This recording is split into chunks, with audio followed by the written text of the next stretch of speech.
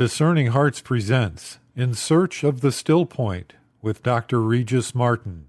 In episode 74, Dr. Martin reflects on the strongest argument. Two things can safely be said about the pontificate of Pope St. John Paul II.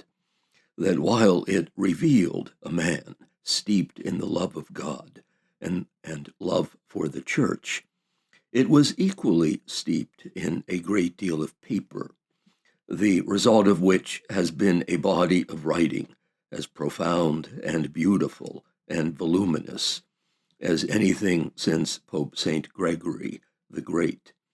If Christ gave us the Sermon on the Mount, it was St. John Paul II who gave us the Mount of Sermons. And they are all worth reading.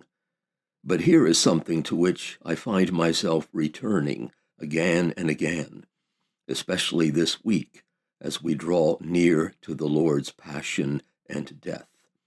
It is a very short passage, maybe 50 words or so, and they are absolutely stunning, taking us right to the heart of what we believe. The passage may be found in a most unusual book, unique, really, in the annals of papal prose, in which the Pope answers questions put to him by an Italian journalist. It is called Crossing the Threshold of Hope, and the passage appears in the chapter on the question, why does God tolerate suffering? And here is the answer the Pope gives us. God, he says, is always on the side of the suffering.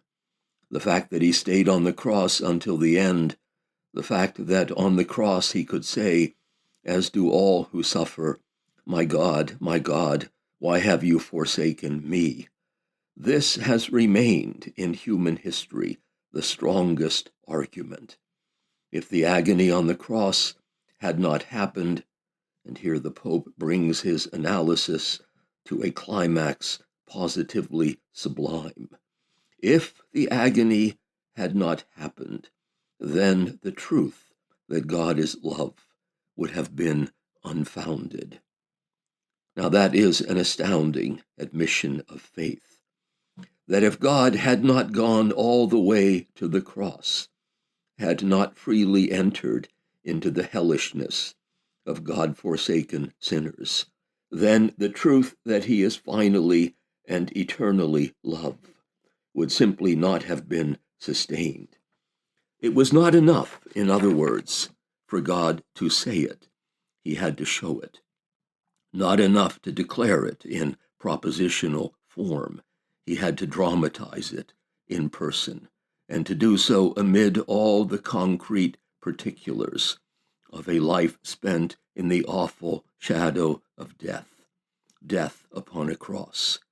There is the theater of the Christian life, the place where grace, which is never free, never cheap, becomes visible, assuming the disfigured shape of the man who suffers. It is Golgotha, the place of the skull.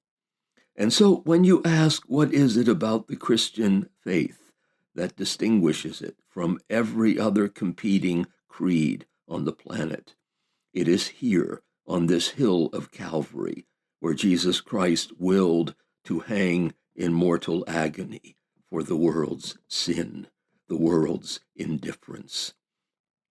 This is what Judaism had secretly hoped for in the mystery of its divine election, in the suffering servant of Isaiah, even as the scribes and the Pharisees will refuse to believe it.